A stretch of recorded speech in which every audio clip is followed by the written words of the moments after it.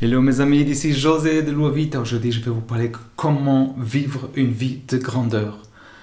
Alors, si on veut vivre une vie de grandeur, on doit avoir le cœur droit. Je sais que ça semble cliché, mais avoir la grandeur dans notre vie, ça ne se limite pas à nous-mêmes. Alors, il faut comprendre ça. La vraie grandeur, je dirais comme ça, consiste à servir les autres, à les aider quoi. Si on ne se soucie pas, par exemple, de poursuivre, si on veut que poursuivre nos propres intérêts, par exemple, on va se sentir parfois vide et insatisfait. Mais si on est prêt à, par exemple, avoir des relations d'amour et de compassion dans tout ce qu'on fait dans notre vie, on va commencer à cultiver cette vraie grandeur. Et ça consiste moins à faire avancer nos propres intérêts, mais à aider les autres qui sont autour de nous, quoi. Alors, il faut apprendre à construire ces relations. Ça, c'est important.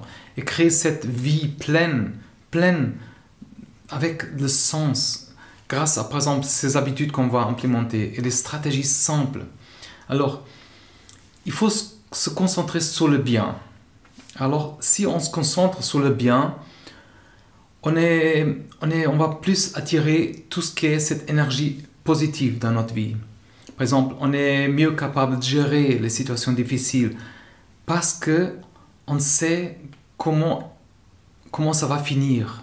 Et alors, il faut garder cet esprit positif.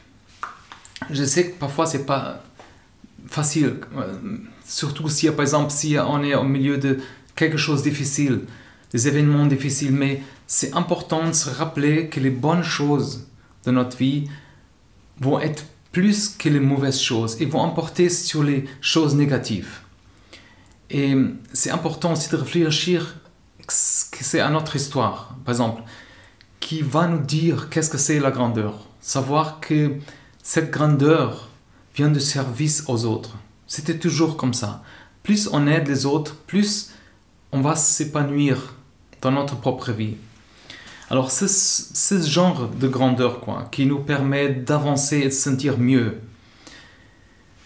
Et si on pense à la grandeur, on pense aussi souvent à des images de, comment dirais, par exemple, des personnes, des artistes, des leaders, des trucs comme ça, alors des gens dans le monde des affaires, mais ces personnes font plus d'efforts que beaucoup d'autres gens et réalisent que les choses qui lui font rêver, c'est de persister, d'être humble, par exemple, signifie, par exemple, d'apprécier le bien des autres et leur montrer un intérêt.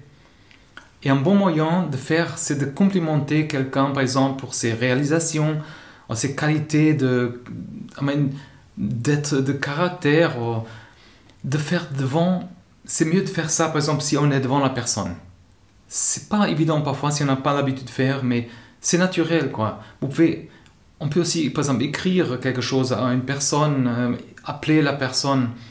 C'est vraiment une bonne manière d'aider la personne et nous-mêmes de réussir.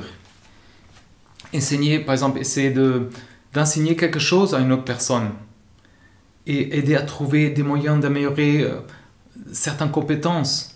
Ça permet de se sentir vu, apprécié, et ça va conduire à des sentiments d'humilité et de contentement aussi.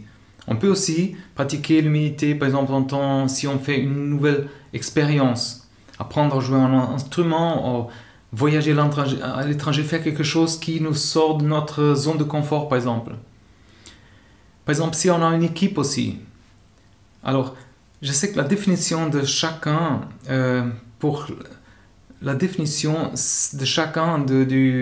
d'être un joueur ou d'être dans une équipe, c'est différent. Et ça veut dire qu'il y a certaines tendances. Alors, par exemple, un joueur d'équipe est prêt à aider les autres membres, et toujours quand c'est nécessaire. Par exemple, avoir les membres de l'équipe informés, ça fait une grande différence. Il faut être une unité, quoi. Par exemple, si on travaille sur un rapport d'étude de quelque chose, ça nécessite plusieurs personnes pour faire quelque chose, à contribuer à une analyse. Il faut vraiment, c'est utile vraiment d'être ouvert avec tout le monde et afin que par exemple, ça puisse fonctionner, quoi.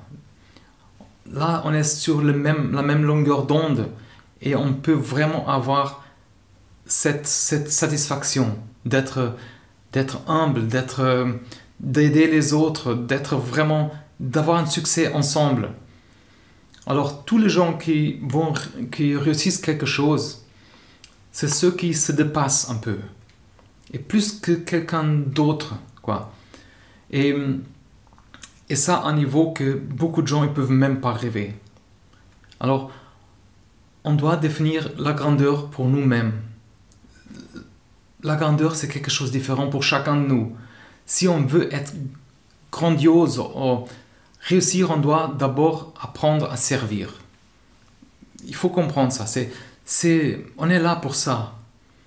Par exemple, si on se fixe des limites, ça implique des autres personnes ou quelque chose, il faut vraiment éviter tout ce qui est négatif.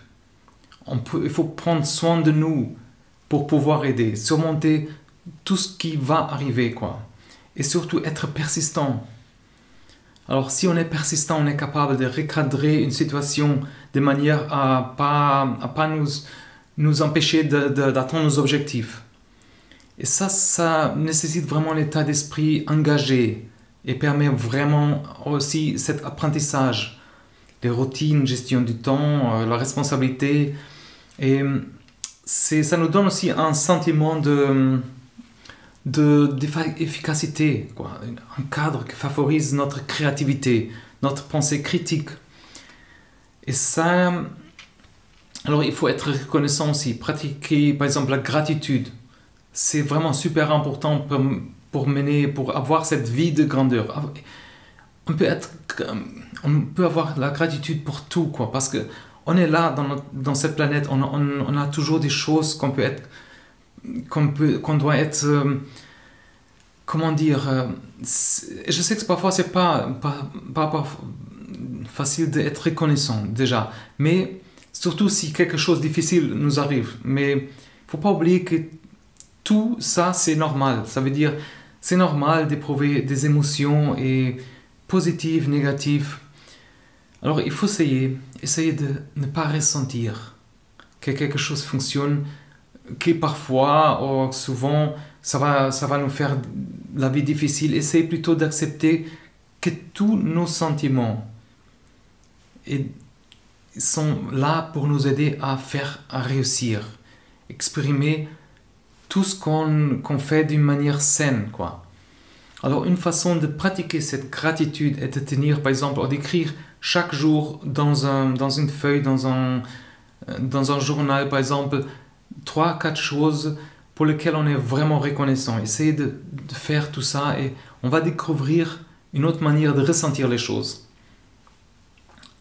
Après, on va trouver aussi des moyens d'exprimer notre gratitude plus facilement. Par exemple, par des paroles à quelqu'un, c'est vraiment une bonne manière de nous aider aussi et d'être patient avec nous-mêmes. Alors, si on se met dans ces situations, parfois, qu'on a besoin de patience, ça va entraîner notre cerveau à ressentir aussi et à se détendre. Il faut se détendre. Parfois, c'est vraiment... je sais qu'il faut du temps pour apprendre tout ça et être patient avec nous-mêmes. Mais ça vaut vraiment la peine. Ça veut dire... On va par exemple être moins irritable et on va être plus calme. Il ne faut pas oublier que la plupart des choses qui vont déclencher notre impatience ne sont pas personnelles. Ça veut dire c'est quelque chose qui est par exemple cassé ou par exemple c'est pas notre faute. C'est juste la vie. Il faut abandonner tous ces ressentiments et vraiment avancer. C'est ça qui nous va faire réussir. Alors la vraie grandeur, on dirait, ça a plus à voir avec le fait de redonner et de servir les autres que de gagner, quoi, de toujours gagner quelque chose. Il faut servir les autres. Alors les gens par exemple, qui sont motivés juste par la compétitivité et le désir d'atteindre la grandeur, ils peuvent basculer dans l'arrogance parfois. Et vraiment dans même la dépression à la fin. C'est important de savoir que l'humilité est vraiment super puissant. Une vie de grandeur, ça peut être que réalisé avec, si on se concentre par exemple avec tout le monde, pas en soi-même. Ça demande vraiment des sacrifices parfois. Et c'est important de trouver cette joie dans les choses qu'on fait, par exemple. Alors, notre vie sera plus comblée, on a plus de sens. Par exemple, on constate aussi que notre vie de grandeur sera plus épanouissante et gratifiante si on est là pour les autres. Alors j'espère vraiment que ça vous a aidé. C'est vraiment puissant. C'est des choses qu'on expérience, c'est des choses qui nous fait vivre. Laissez-moi savoir dans les commentaires. Et abonnez-vous aussi par exemple à notre chaîne déjà, mais aussi à la newsletter, parce que la newsletter en anglais simplifié, j'envoie une fois par semaine avec des idées, des exercices à faire pour trouver notre pensée, avoir des opportunités et de réussir nos objectifs. C'est super important. Alors, encore une fois, merci d'être là, de prendre temps pour vous, pour réussir dans la vie et courage à la prochaine. Tout de bon.